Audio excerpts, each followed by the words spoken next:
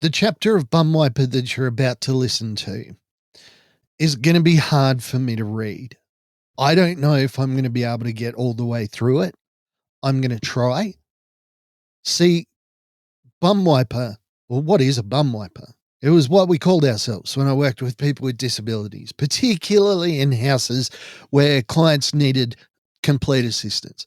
We would just call ourselves BUMWIPER. It was fun. It was, we're the BUMWIPERs.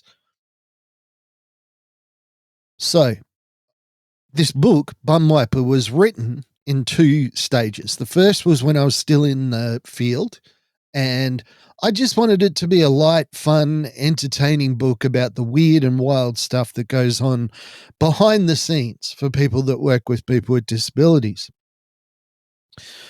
I then had to put the book away for a number of years because I got hurt. I ended up with a diagnosis of complex PTSD after a number of assaults in the workplace and a number of critical incidents, one of which you're going to hear today. Yeah, let's dive in. Like, share, subscribe if you could, if you feel like it. I'd appreciate it. Let's dive in and see what happens. BUMWIPER, Chapter 5. Welcome to Mark My Words.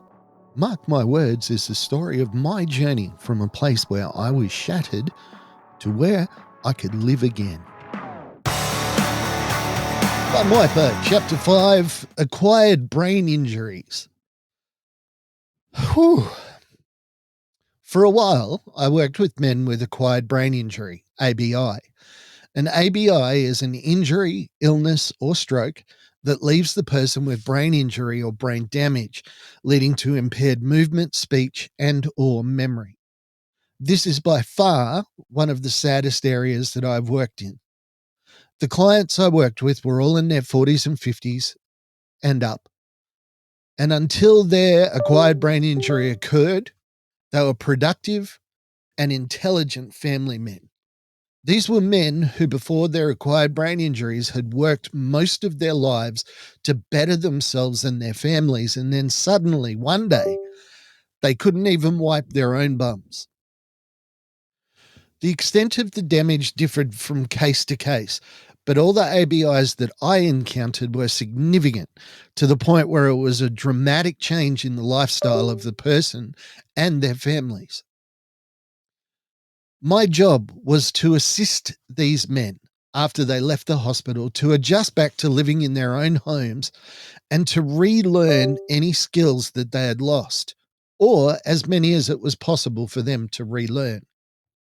The worst case that I saw was a man named Nathaniel. Just remember, none of the names in this book are real. The worst case I saw was a man named Nathaniel who had emigrated with his entire family from a war zone in Africa. The story of his own escape from religious persecution after sending his family ahead without him was horrific. But the details that matters the most here is that he had to hide for almost 2 years in a pig pen before he was able to escape the country with help of friends. The trauma of this ordeal affected him to the point that he could never again see, eat, or smell pork without suffering flashbacks. After his remarkable escape and being reunited with his family, he found to his horror that the qualifications that had allowed him to work as a highly regarded medical professional in his homeland were not recognized in Australia.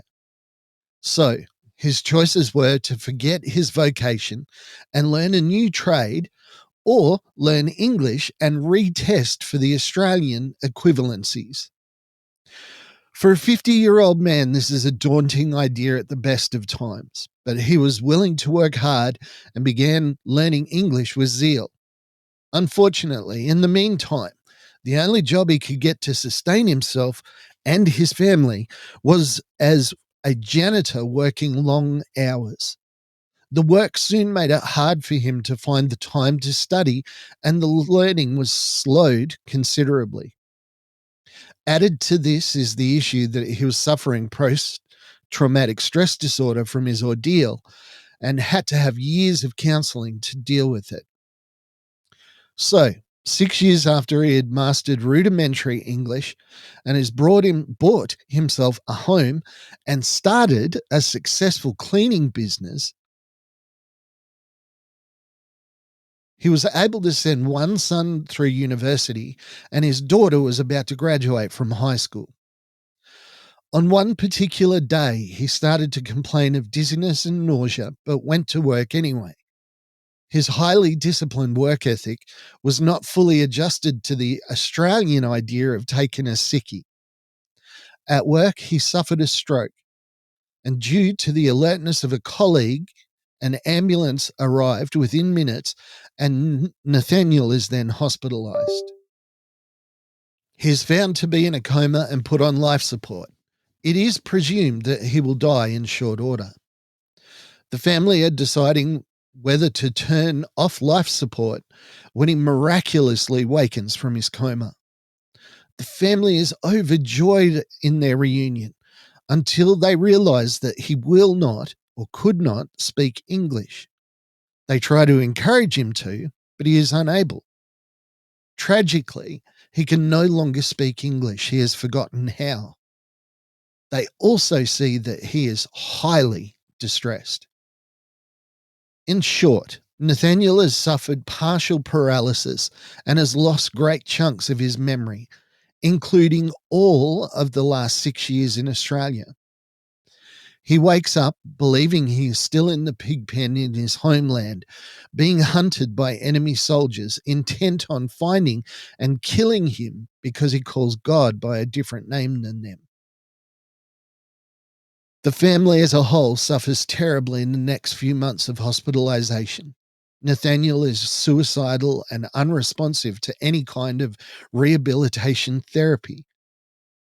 In fact, sometimes he believes he has been captured and is in the hospital undergoing some form of psychiatric torture. The only people he will respond to are his own family, and he periodically attacks them at times, believing them to be enemy agents, impersonating his wife and children. The hospital, completely unsuited to supporting this man, begins the process of reintegrating Nathaniel into some semblance of normality and decides that he needs to be discharged. A new halfway house has been set up, and me and a couple of other people have been called in to staff it. Nathaniel is to receive 24-hour one-to-one care with only male carers. I and 4 other men are designated to staff the house. I have the most experience and will be responsible for most of the daytime or awake care. I will have to work a 10-hour shift from breakfast through dinner. Other staff will be with him in the evenings and at night. A friend of mine, David C., unbeknownst to me, has recently begun working for the organisation, and this is to be his first assignment. The unit is a brand new villa set not far from the hospital. It is set up with 2 bedrooms in case the family want to stay. But in this case, the family, particularly Nathaniel's wife, have not been able to sleep over the previous months as they cannot leave his side and eagerly accept the chance to go home to their own beds to sleep. I work the first shift and it goes well. Nathaniel is introduced to me by the family and he reluctantly accepts that I am there to help him. My friend, David, who is rostered to work the first night shift, comes by early to meet Nathaniel while he is awake, so as they are not put in a situation where Nathaniel may wake up and not know the person who is there to help him. Nathaniel goes to bed and the medical staff leave, assuring us that Nathaniel is very stable and we should have no problems. The wife offers to stay, but is convinced by the medicos and her family that she should go and get a good night's sleep. At 10 p.m., after a last check on Nathaniel, I bid David goodbye and assure him that I'll see him at 6 o'clock the next morning. At 6 a.m., I arrive back at the unit to find both Nathaniel and my friend covered in blood. Nathaniel had woken in the early hours of the morning and has immediately gone straight to the kitchen to get a steak knife to slash his wrists. Thankfully, David was able to get the knife away before too much damage was done. I arrived after David had been furiously trying to apply first aid to the wound and protect Nathaniel from further injuring himself. I immediately called the hospital and told them to send an ambulance. To my astonishment, I was told that due to a bureaucratic loophole, ambulances were unable to respond to the unit. Technically, he had never been discharged from the hospital. So I called our entire on-call medico staff, who only yesterday had emphatically assured us that they were no more than a phone call away, but today were either all uncontactable or not in a position to help. Looking at David, I had to tell him that we were on our own until the scheduled visit from the nurse in 2 hours. David broke down and said he couldn't stay any longer, so I let him go. David never returned to this job. He quit the same day. So I was left alone with Nathaniel. I scanned the unit looking for danger, but to his credit, David had done a good job of securing everything that Nathaniel may use to hurt himself. But Nathaniel was not giving up so easily. After failing with his fingernails, he grabbed a fork, tried to run that over his wrists in an effort to draw blood. I had to forcibly remove the fork, incurring Nathaniel's wrath, who then proceeded to attack me with a flurry of ill-timed and easily blocked punches and kicks. He was screaming and swearing at me all the while, and later I was told that he was trying to get me so angry that I would kill him. After he realized this was not going to happen, he started trying to break the windows. Thankfully, some thoughtful planner had put in reinforced plate glass, and Nathaniel, in his weakened state, had no chance of breaking them.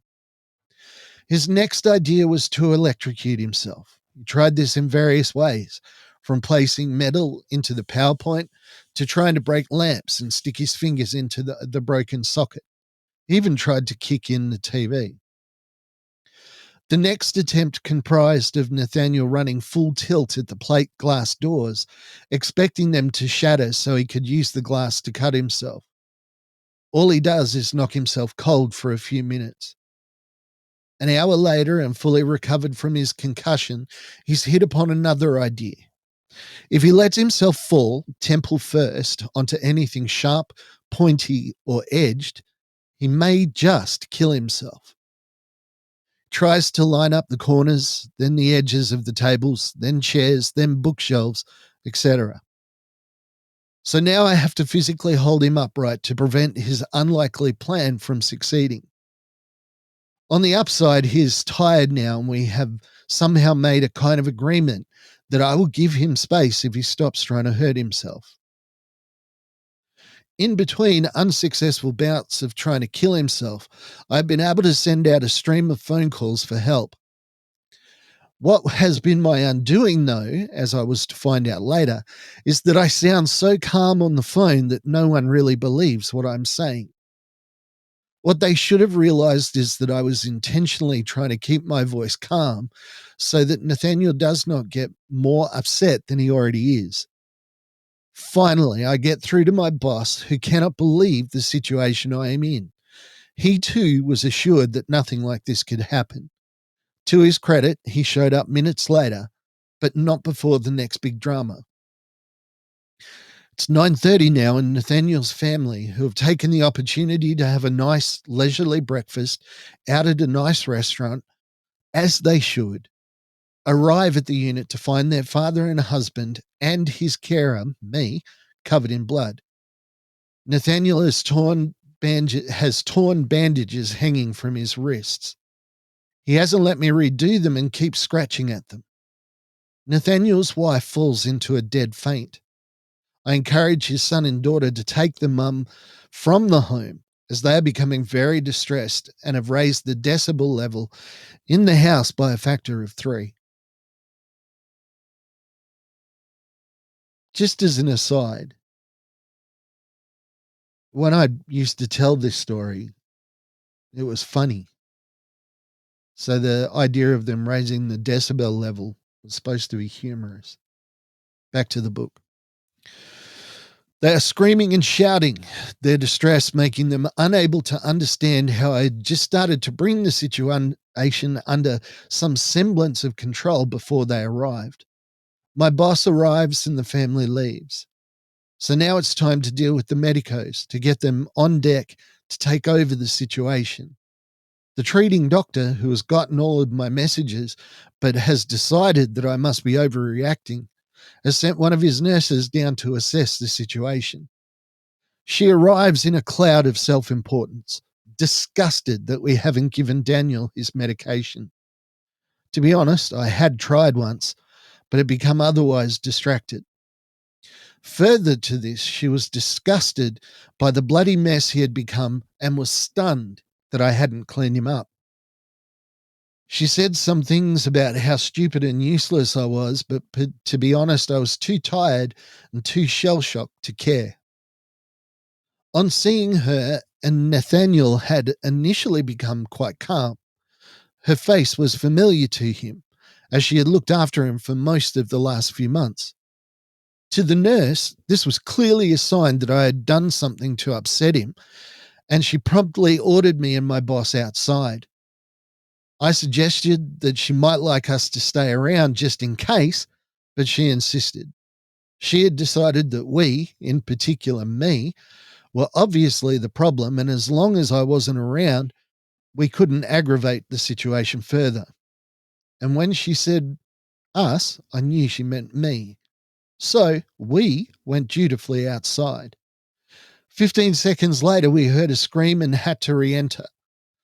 The poor nurse was suffering the same assaults that I had been fending off all morning, and he still hadn't taken his medication. Again, that was supposed to be funny. The rest of the day is kind of a blur for me. After a frantic call from the nurse, the doctor arrived almost instantly. Oddly enough, also looking directly at me in a very accusatory manner, as if this somehow was all my fault. Technically, I had to stay with Nathaniel until he was readmitted to the psych ward of the hospital, but they injected him with a sedative so he was relatively calm and spent most of the rest of the time sleeping. I spent the rest of the next 12 hours with Nathaniel, escorting him to various exams and appointments necessary for readmittance to the hospital. In every such appointment, I was treated with barely disguised contempt. I think they couldn't accept that they had tried to move him out too early, or their half-assed effort to get him out of their hair had failed. So naturally, someone else was to blame. I was the easiest target. I was relieved after another 10 hours by hospital staff who had resettled Nathaniel back into the unit without me or the team. The same issues from the night before happened exactly the same way as they had the night before, and David and I, to my mind, were vindicated. Needless to say, the whole trial was an absolute failure. Nathaniel was eventually readmitted to the psych ward, and they rethunk their strategies. I worked with him for a further couple of months and was part of the team that successfully started him on the path to recovery in his own home. Of the day itself, my boss ensured that I did not get into any trouble or an official censure. I never heard anything more about it. No one ever thanked me or David for saving Nathaniel's life. Reality check. My feeling about these incidents is still murky, as these jobs were important. Giving someone their life back is surely one of the most noble things that you can do. But trauma. Gonna have to add some more stuff to this chapter. I mean, thank you for listening to chapter 5. I'm gonna have to add some more stuff there. There's a little bit more clarification that needs to come, but This incident, when it actually happened, I saw it as being an ordeal, clearly an ordeal that I went through. But I used to tell this story in a very light-hearted manner. The little quips about, not getting help. At the end there, I say, nobody ever said thank you. That was never meant to be like a pity party. Like, why didn't anybody say thank you to us? That was supposed to be lighthearted. Like, I didn't need to be thanked. It's incidents like these that led to my eventual breakdown and diagnosis. I'm hoping that this book will be a warning to people that work in the field that are bum wipers to this day, that they realize that they are just as important as the person that they're caring for or the people that they're caring for. Their health, their mental health is more important than the person that they're looking after. I never did anything to deal with this trauma. Quite literally, I never spoke to anyone clinically about this incident ever again. I never sat down with my boss and went, wow, that was hard. Clearly, I couldn't speak to the guy I called David because he was just so traumatized that, it just wasn't worthwhile doing. We send people like myself into these situations as carers for people of carers with people with disabilities, with almost no training, with high, impossible expectations. And then we blame them when they fail. It's no wonder to me that the person in this story eventually burnt out because I wasn't focusing on the right things. Who would get me help? What was I going through? See, I don't even really talk about that in the original chapter, what I went through in that situation. It was all about Nathaniel. And when I first wrote it, that's honestly all I thought about. I didn't even figure that I was interesting enough to put my reactions to this situation into the story. It's kind of scary when you think about it, just how little I cared about myself. Hey, this book is going to get harder to read. Believe it or not, it gets worse from here. I'm not sure if I'm going to be able to do it. But anyway, the book is BUMWIPER. Hopefully it will come out soon. I appreciate you listening. I appreciate you hearing me out. Like, share, subscribe if you would.